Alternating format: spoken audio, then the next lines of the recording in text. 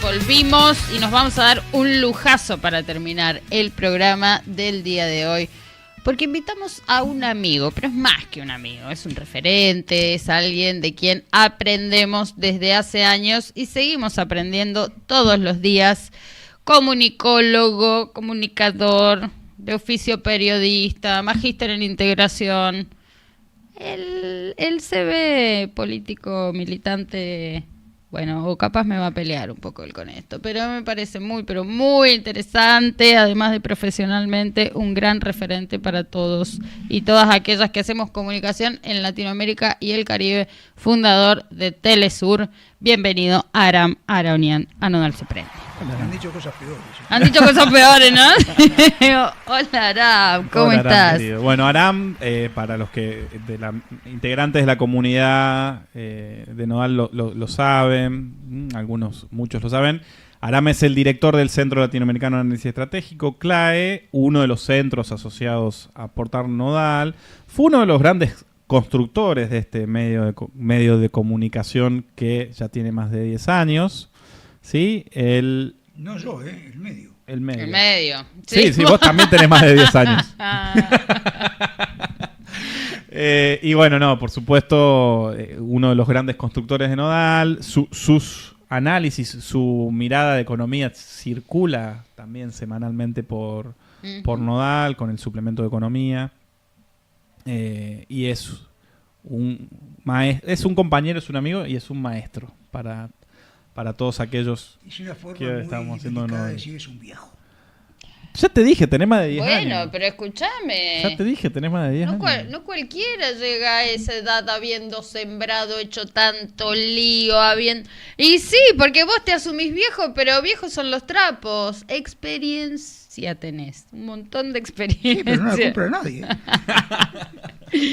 Qué lío Aram, porque además Aram escribe no solo en el panorama económico que aparece en Nodal para Latinoamérica y el Caribe, sino que permanentemente está produciendo información, opinión, y en esta oportunidad también queremos hablar sobre su último libro, pero capaz podemos enganchar. Hicimos la presentación no hace mucho del penúltimo libro. ¿Cuándo fue? ¿Hace 2 años? Lo recuerdo. Un año y medio, sí, un año y medio. Sí, ¿no? En el marco de los 10 años de Nodal. Bueno, hicimos también la presentación públicamente de aquel penúltimo libro. Sí, el problema es que uno que se dedica a esto de la comunicación, o que se dedicó a esto de la comunicación, ve cómo las cosas van cambiando permanentemente y lamentablemente nuestros discursos no van cambiando. Nos hemos quedado sin discurso, repitiendo viejos discursos para sociedades que ya no existen. Creo que si llega a haber un otro libro, simplemente de debate sobre el tema de qué comunicación nos espera o qué comunicación debiéramos hacer. Y creo que tiene mucho que ver con los ciclos que ha vivido América Latina, ciclos sorprendentes donde después de un gobierno progresista aparece la ultraderecha. O sea, creo que más allá de lo político habría que explicarlo sociológicamente. Y creo que, sobre todo aquello que se dice progresista, de izquierda y demás, no han renovado su discurso y andan con discursos que son para sociedades que ya no existen. Dentro de todo eso me incluyo también, ojo, no es que yo sea un marciano ni nada por el estilo, sino que no sucede solo en la Argentina, sucede en casi toda América Latina. No quiere decir abandonar banderas, al revés, sino significa mostrar esas banderas con un lenguaje que pueda ser comprensivo para todos, no basado en lo que fuimos o lo que pudimos haber sido, sino lo que realmente somos hoy y qué necesitamos hacer para dejar de ser lo que somos hoy. Es interesante que nos estés tensionando, Aram querido, con el futuro y con la discusión del futuro. Casualmente, cuando dijimos, venite, date una vuelta por el estudio, tomémonos un café y charlemos, porque si la producción nos acompaña y está en el guión, tenemos el PDF publicado de tu último libro, que es que me encantó el título. A mí me pareció muy... El título es el libro... es de Dardo Fernández, Sí. que fue el que corrigió el libro. Dardito era Dardito cuando lo conocimos en el diario La Voz, venía de la Juventud Peronista de La Plata, y se hizo periodista, y se hizo analista, y se hizo imprescindible con aquello que fue Diario sobre Diarios. Uh-huh. Bueno, Dardito fue el señor Dardo, ahora sesentón. Ahí está. El libro de Aram, que me encanta, el libro de Aram, es una recuperación de pequeños textos, porque tiene esa impronta de...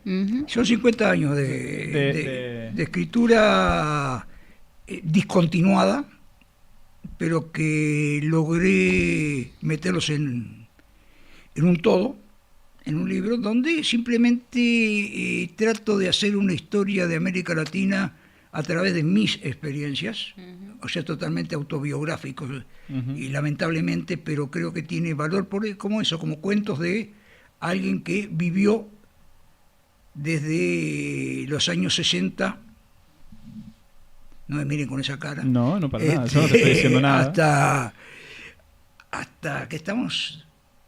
2025. 2025. Bueno. El libro de Aram, Memorias de un periodista en tiempos de revolución y contrarrevolución en Latinoamérica, Montevideo, Buenos Aires, 2025. ¿Nos dejás publicarlo en Nodal? Sí, claro. Porque me parece que está muy buena la lectura, porque es eso, digamos, es una autobiografía, pero que tiene una serie de mosaicos que, más que contar la vida de Aram, lo que está contando es toda una historia del continente, y sobre todo ayer a la noche lo repasaba un poquito, sobre todo los debates pendientes, que como mismo recién lo estabas haciendo, Aram, nos estabas lanzando uno, ¿no? De qué comunicación para qué sociedad, ¿no? Me gustó mucho eso, porque son mosaicos muy lindos de la historia latinoamericana y de los debates pendientes para la sociedad. Lo bueno, ¿no?, del libro es que no es un libro escrito ahora, sino que lleva 50 años escribiéndose, o sea, de a cuentitos, de a capitulitos, sí. Que muchas veces me negué a retocarlos, o sea, porque es fácil retocarlos sabiendo lo que vino. Uh-huh. O sea, y no hay agachadas como para quedar bien con nadie. Eso justamente me gustó también de haber logrado eso. Ahí narra Uruguay, Argentina, Colombia, Venezuela, Cuba, América Latina en general. Vos hay algo que siempre decís, que utilizás esta metáfora en relación a lo que nos planteabas recién, ¿no? ¿A qué sujeto le hablamos? ¿Cómo disputamos desde la comunicación en términos políticos, y más allá de los análisis sociológicos? Bueno, el marco interpretativo de la guerra, o hay algo que decís, es que no se puede luchar con arcos y flechas en este momento, ¿no? Y pensando en las trincheras, los espacios de comunicación, nuestros trabajos, nuestros espacios de pensar en conjunto, colectivamente, como trincheras de lucha. Vos sabés que me acordaba, lo escuchaba una vez a un escritor argentino decir, imagínate sobre la diferencia de escribir a máquina que en computadora que a mano. Y entonces él hace una referencia como muy poética y dice, imagínate aquellos que escribían a máquina el sonido de la metralleta sobre sus palabras, ¿no? Y bueno, es inevitable preguntarte también un poco de ese periodo y pensando en que has trabajado con periodistas, mujeres y varones de América Latina y el Caribe, con gente muy comprometida. ¿Cómo era, no sé, traernos una reminiscencia a esas... ¿cómo se llaman los espacios editoriales donde ustedes hacían el laburo de prensa?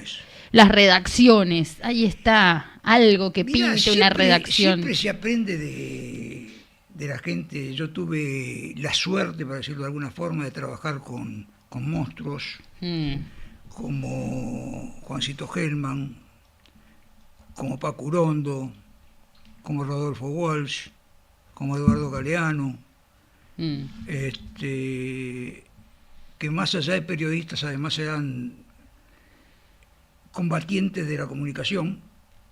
Creo que se aprende mucho, y se aprende mucho también de aquellos periodistas que uno no veía su pluma fluir libremente, pero que tenía un gran compromiso con el abajo y con la gente y demás, y transitaban esos lugares donde nosotros desde las redacciones veíamos lejos, pero creíamos saber qué era lo que pasaba.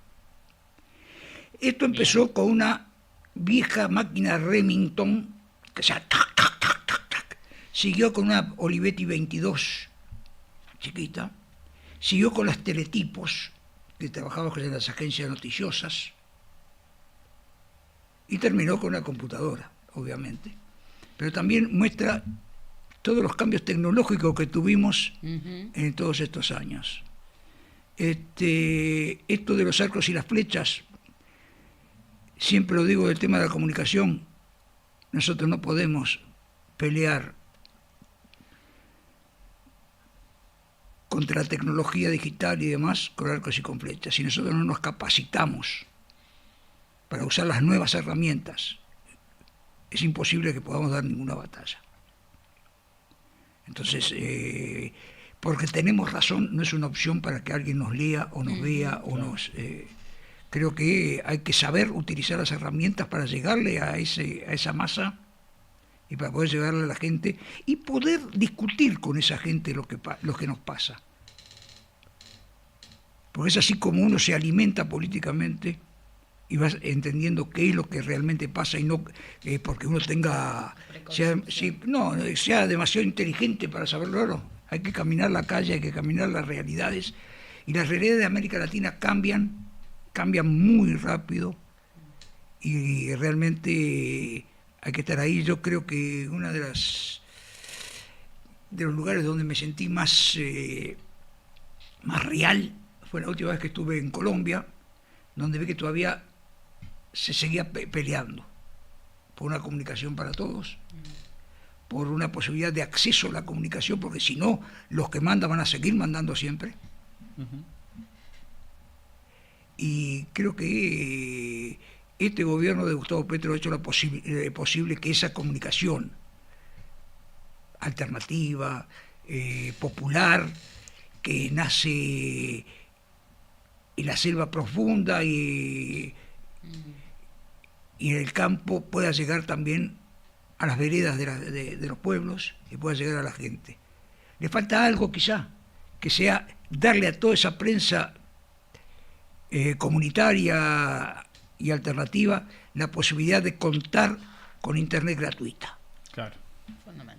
Que sería la mejor inversión que puede hacer un gobierno para lo que es la comunicación popular.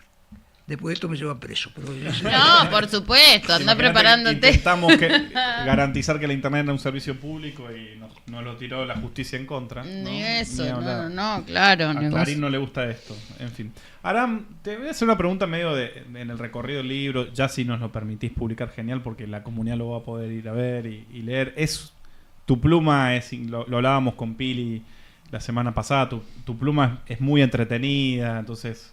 Se lee rápido, son capitulitos, secciones muy... No, si te va la pluma, son los deditos. Los deditos, bueno, tus deditos son ágiles, pero de verdad es un libro que se lee como un cuento, ¿no? Que tiene humorada, que tiene cosas de la historia de tus viejos, de esos armenios locos y demás, que es maravilloso, pero yo me quiero detener en 3 capítulos del libro, que no son 3 capítulos, sino tres recorridos puntuales, que tienen que ver un poco con haberte convertido un poco en un ciudadano latinoamericano, ¿no? Pero en particular de Uruguay, Argentina y Venezuela, ¿no? Y la primera pregunta en ese sentido es preguntarte por esa Uruguay del 73, ¿no? Por la Uruguay de esa violencia, por la Uruguay que te dijo váyase nomás de aquí.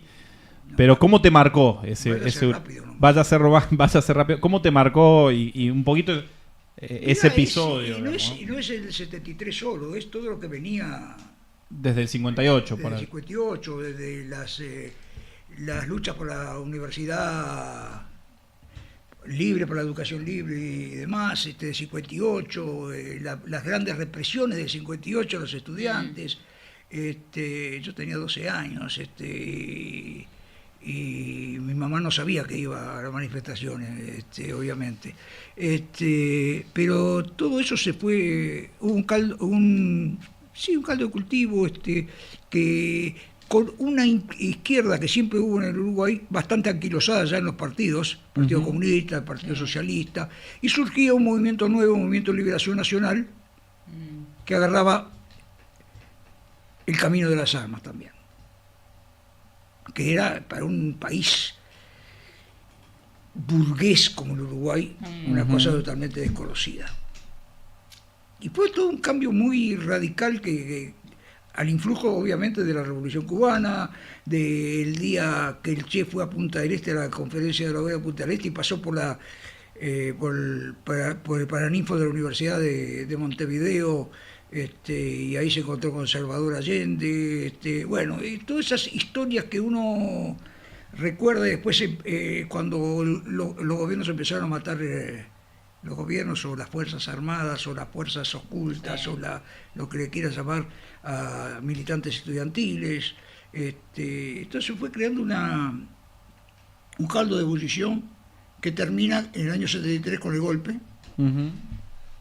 donde creo que el principal beneficiario de todo eso fue la Argentina, donde una cantidad de uruguayos se vinieron para acá, y sobre todo aquellos que pensaban.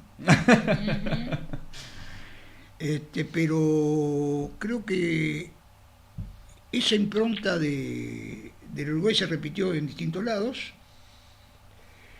Cuando yo llego a la Argentina en el año 73, era post-Trelew. Ebullición totalmente. Me acuerdo, yo estaba trabajando... Acércate un poquito al micrófono. Yo me acuerdo que estaba trabajando en la corresponsalía de Correos de la Sera de Milán y Excelsior de México. Ahí cubrimos el golpe de Allende en el 73. Y fui a un acto de la Juventud Peronista, y apareció una muchachita muy linda, de ojos muy lindos, pero bien combativa y demás. Y terminó siendo ministra de Defensa después de un gobierno peronista, y embajadora y demás. Nilda Garre. Y me acuerdo mucho de la figura de... Yo decía, ¿esta chiquilina de dónde salió? Bueno, y era toda esa... Después fue diputada nacional, claro, con 24 años. Fue esa ebullición, junto con otro que levantaba más, se llamaba Dante Gullo. El Canca. El Canca Gullo. Todo eso para nosotros era... que veníamos de la represión dura, era como revivir. Claro. Te daba aire. Sí, te daba aire y te daba futuro. ¿Y cómo te chocaste con Paco Urondo? Con Paco no, a ver, vamos a hacer un poquito de historia. En el año 73 se estaba pergeñando la salida del diario Noticias. Ahí... impulsada por Eduardo Galeano desde la revista Crisis, impulsada por Juan Gelman, también desde la revista Crisis, y por Paco Urondo. Entonces, estaban todos los tipos que sabían escribir, que sabían, que pensaban, y le faltaba alguien que supiera hacer un diario. ¿Y entraste vos a jugar? De ahí, Eduardo dijo, esto lo arreglarán. Porque uruguayos ya se conocían, estaban... No, claro, fue director mío en el diario Época, Eduardo, y era amigo mío, pero más allá de eso, era entrar en las grandes ligas, porque claro, de Montevideo a Buenos Aires, ¿viste? Sí. En las grandes ligas, y inventar un diario, porque todo el mundo sabía escribir, eran brillantes escribiendo, y nadie sabía hacer un diario. Tal cual. Pero vos sí. Claro, yo venía de toda esa etapa de hacer ya incluso el último diario que que estuve fue un diario de los sindicatos de prensa, o sea, de los trabajadores gráficos, de los vendedores de diarios y revistas y de los periodistas sacando un diario cuando era el golpe. Claro. Y bueno, con ese yo contexto tenía, de yo, la semana yo de tenía huelga todo, de golpe. yo tenía todo el know-how de lo que era el trabajo de redacción y taller. Todos los cierres, Aram era mago para esas cosas, todavía se trabajaba en linotipos, ¿eh? Claro.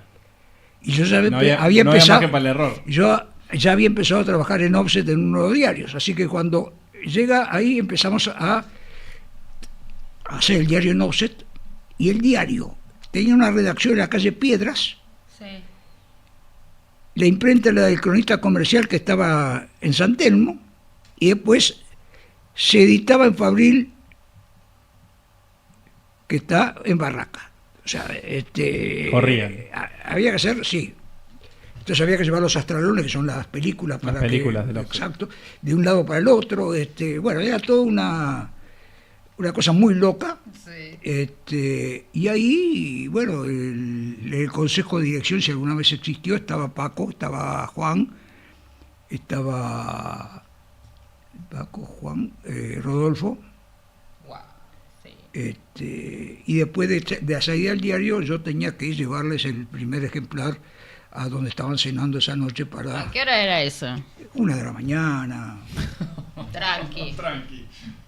Tranqui. Más o menos, después de las 12, yo tenía que garantizar que el diario llegara a 12:15, ya editado, impreso y demás, y distribuido a la esquina de Corrientes y Callao, que era el primer reparto del distribuidor.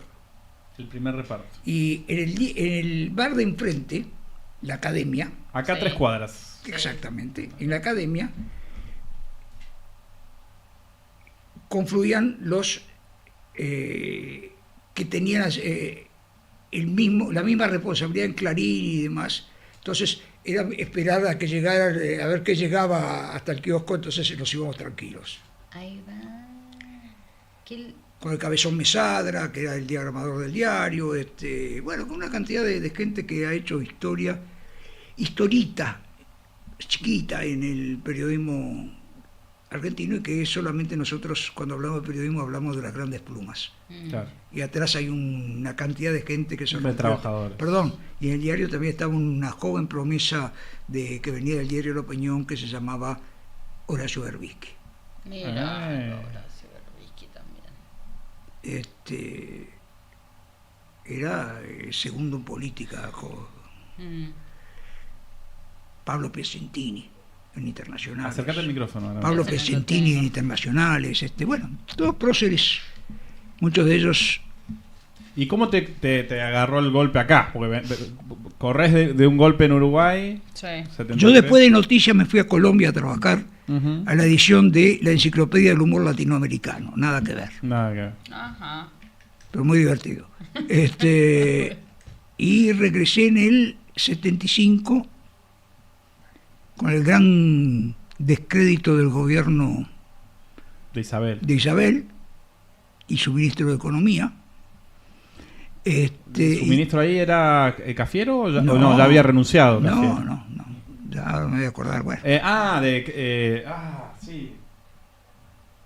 No, yo no lo voy a saber Ay, porque con el nombre. del Rodrigazo. No. Va, no importa. Sí. Bueno, y ahí entonces empecé a rebuscarme lo que podía. Mm. Había dejado el apartamento que tenía en la calle Corrientes alquilado. O sea, yo alquilaba. Claro. Y al año siguiente nació mi hija, A quien le mandamos un beso. pobrecita. Sí, pobre. No, sí, era orgullosa ella de vos. Y bueno, y después después llegó La Voz, Ujú. después hubo que irse Mm. y llegamos a Venezuela y fue todo otra historia totalmente diferente. Llegamos a Venezuela con Carlos Andrés Pérez Sí. y vivimos toda la etapa de Chávez, gran amigo. una extraña la discusión con él, y además, no solo eso, pero digamos, esa cosa, esa capacidad de aprender, ¿no? O sea, él te llevaba la discusión para chuparte todo lo que le decías. No a mí, a la gente que sabía, sobre todo. Bueno. ¿Llegaste a Venezuela de la mano directamente ya de Prensa Latina? Llegué a Venezuela como corresponsal de Prensa Latina. Directamente, ya no, lo primero es eso, digamos. Yo cuando fui a La Voz, estaba trabajando en Prensa Latina como en la corresponsalía acá, y como condición fue de que después me asignaran una corresponsalía fuera de Argentina. Porque sabía que ir a Argentina era muy buscada por los cubanos. Mira. Entonces surgió esto de Venezuela.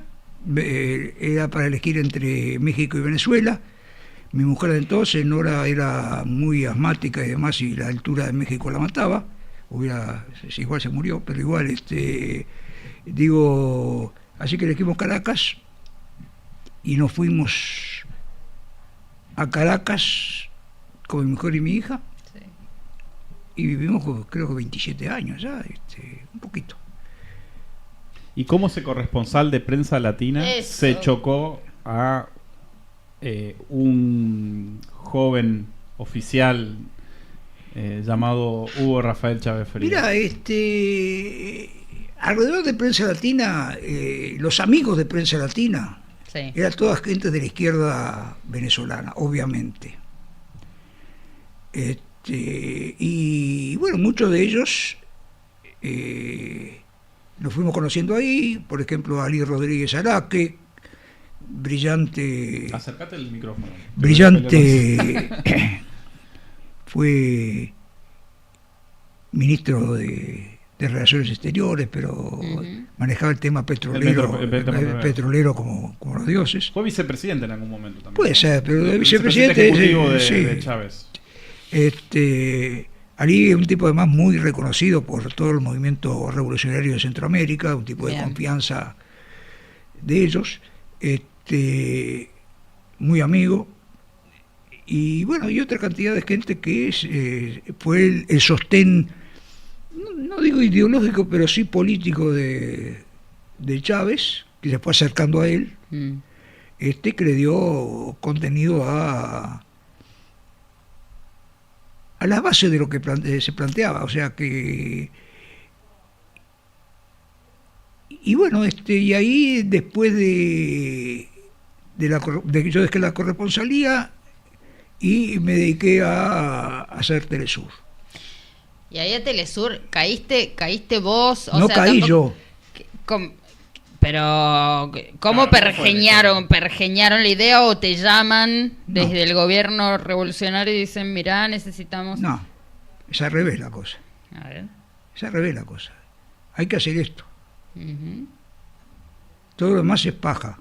O sea, hay que hacer esto. Hay que hacer esto y hay fondos para hacer esto. Bien.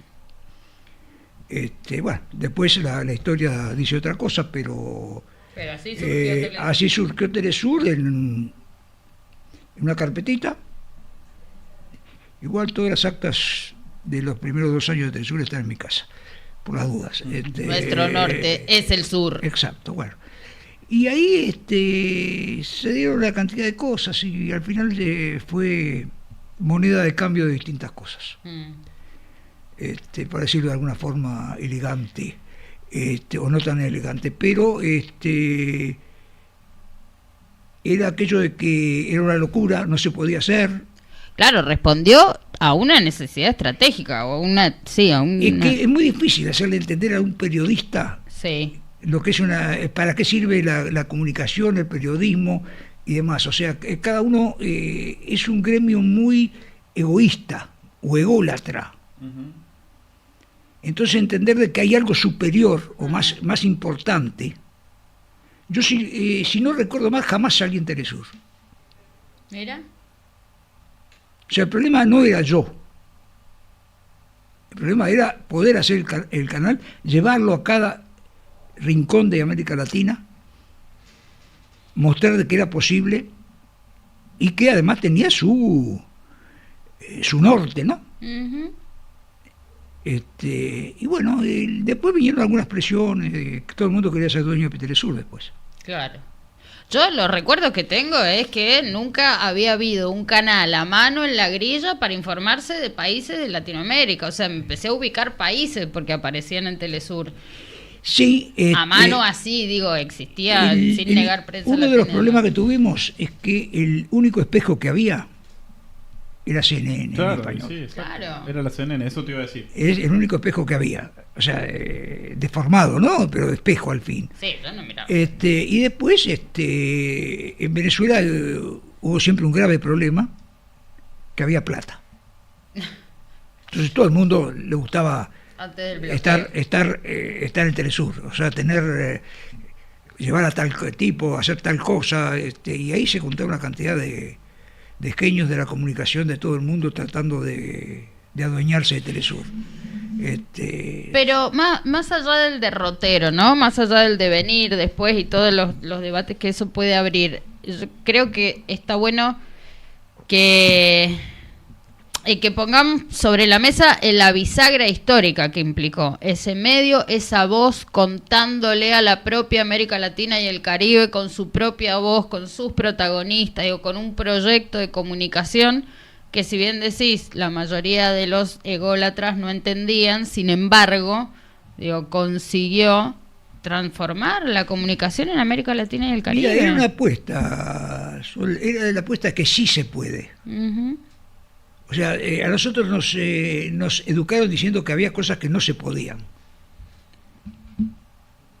No se podía tomar el poder, no se podía hacer la televisión para todos, no podíamos tener voz propia, tenía que ser intermediada por Estados Unidos o por España, que más o menos es lo mismo. Uh-huh. Ojo, y una de las cosas peores que se dio a Venezuela fue la llegada de todos esos genios de la política española que tergiversaron bastante lo que era el proyecto bolivariano.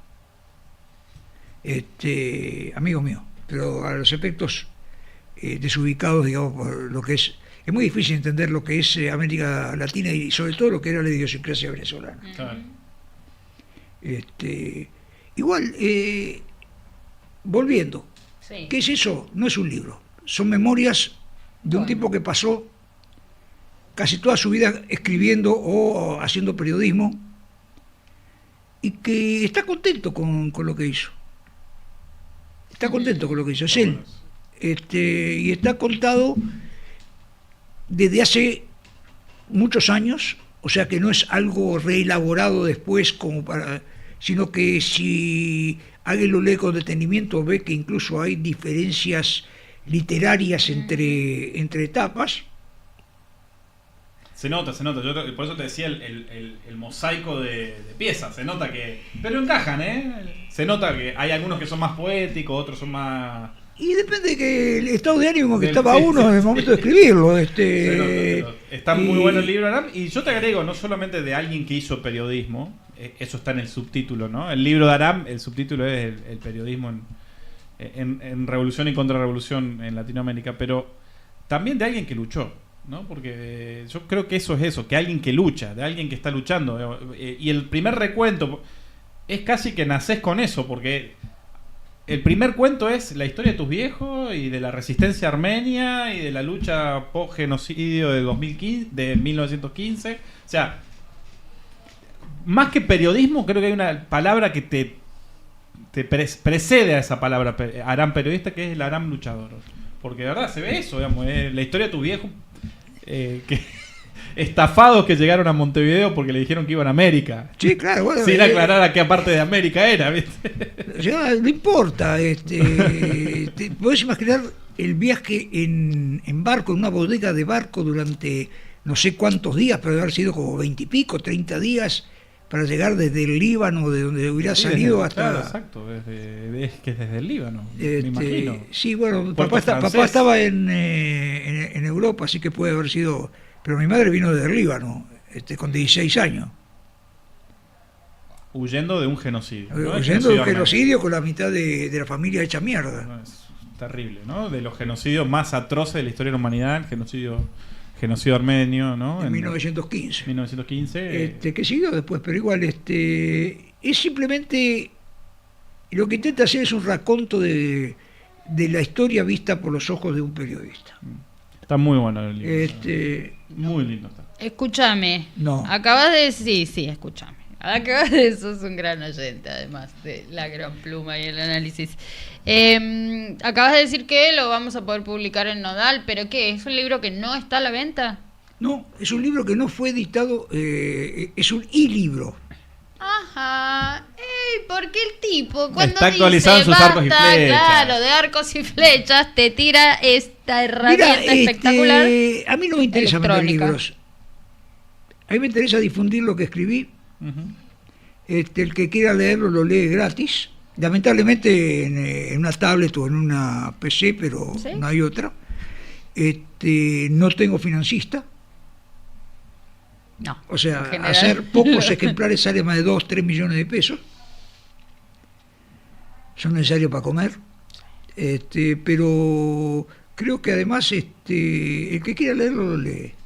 Lo lee de a cuentagotas incluso. O sea, no es un libro para leerlo de golpe, no es un libro, no es un texto, digamos. No es un texto. Lo tengo en la mesita de luz, lo abro, hice el gesto del libro porque señora, pero voy al PDF, toque, entro por el capítulo 14, después me voy al 8, después y así. Bueno, Tiene algo de rayuela, sí, tiene algo de rayuela. sí, es intercambiable también. Sí. Es posible. Y No me voy y a bueno, aburrir la nunca. idea, no te la vas a idea aburrir es nunca. que empezó hace muchos años y alguna vez tenía que parir. Parió, ahí está. Excelente.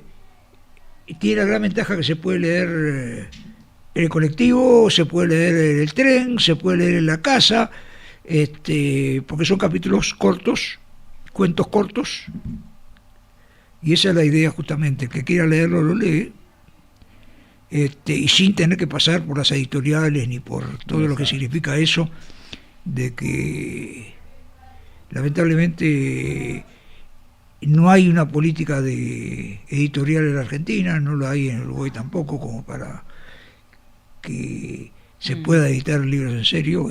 Lo que pasa es que el que quiere editar un libro tiene que poner plata encima. Así es. Además de ideas, tiene que poner plata. Plata.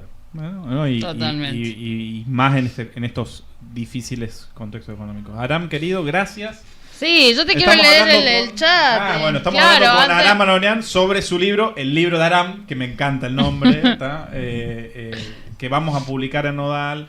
Está bueno porque es un cacho enorme de historia del periodismo y de la lucha de Aram, que cuenta en primera persona toda la historia de un pueblo latinoamericano. La idea justamente no es que sea la lucha de Aram. Exactamente. Aram es la excusa. Aram es la excusa. Exacto. Y se nota enseguida. No, al menos lo que te conocemos cuando empezamos a leer, no estás hablando de Aram, estás Aram es la hablando excusa. Además, de otra cosa. también. le da una referencia de realidad. Exacto. Y de eso se trata. O sea, esto nunca tuvo visos de hacerlo libro impreso, porque vamos a darlo vuelta. ¿A quién le puede interesar la vida de Aram? Simplemente comunidad. ahí está el que le interese. No, pero es una excelente pregunta. El que le interese leer cuentitos, De una. ahí que se puede divertir un rato. Exacto. Y bueno, además también es un recuerdo a todos aquellos que pasaron por la vida de uno, o que uno pasó por la vida de ellos. No están todos, obviamente, pero sí. Hay cosas que no se pueden contar ni se deben contar, pero tampoco la idea de ponerse de personaje ni de mártir, sino simplemente contar distintos hechos de América Latina a través del relato de un escriba, de un periodista. Es hermoso el Hermoso. libro de Sí, Aram, está muy de bueno. verdad. Acá todo el mundo te ha venido saludando, Aram, por supuesto. Un par te reclamaban que se escuchaba bajo, por eso decíamos acerquémonos. Bueno, yo soy bajo.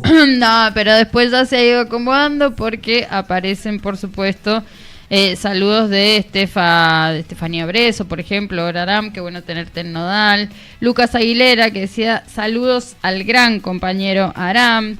Después se suma Sofía, que dice desde los encuentros de comunicación federal del 2009-2010, de donde participaba como estudiante, que aprendemos de vos. Tira una Sofía, excelente Aram, sos un grande Aram, qué bueno tener compañeros como vos, muy buena entrevista, la verdad es que muy buena. Telesur era la voz de lo que no se decían los altavoces del sistema, sumaba ahí Juan Evaristo. Un crack Aram, de lo mejor que tenemos, un crack, como dicen ahora los jóvenes, un crack. Sí, hay mucha vieja guardia de los encuentros nacionales de estudiantes de comunicación. Aram. Es que cuando los nosotros... ENEC, ¿te acordás? Sí, Los LAC. Sí, me acuerdo también toda la campaña de la Ley de Servicio de Comunicación Audiovisual, Eso, que recorrimos una. todo el país dando pelea. Ay, que la vamos a tener que volver a pelear en algún momento. Pero mientras tanto, de verdad, nos toca ir cerrando este programa. Nos extendimos media hora porque con vos hablaríamos durante un montón de tiempo. Le recomendamos a la comunidad que vaya y busque el libro. Excelente también el formato digital, porque no importa si estás en Honduras, en el Caribe, claro, o en Serbia, que hablamos de Serbia, no, pero lees español, te vas a... Bueno, con Serbia no. Leer español. Bueno, yo qué sé, ¿quién te dice que por ahí alguien se quiere acercar a estos cuentos que refieren a la situación de América Latina y el Caribe en la voz de uno de sus protagonistas? Sí, Aram Aronian lo ha sido en la lucha, en la organización y sobre todo en darle voz a quienes se nos ha negado históricamente la voz, para mirarnos, para contarnos, para querernos, para organizarnos y defendernos. Los pueblos latinoamericanos y del Caribe tienen en voz a alguien que ha hecho historia, Aram. Lo principal es vernos con nuestros propios ojos. Así es. Basta que nos digan quiénes somos, cómo somos y qué tenemos que hacer. Exactamente. Y con esa frase de Don Aram nos despedimos. Mañana conectamos nuevamente 9 de la mañana, programa especial. Transmisión colaborativa. Transmisión colaborativa, sí, junto con Data Urgente, junto con algunos otros compañeros, amigos y amigas de Nodal, sobre la AMIA y los 31 años del atentado. Así que vamos a estar trabajando ese tema con algunos entrevistados de lujo. También. Sí, que ya estamos confirmando. Bueno, nos vamos. No cuentes más, no spoilees más. Gracias, Matías Casiagüe, Emilia Trabuco, Aram Aronian, toda la producción y la operación. Será hasta mañana, comunidad.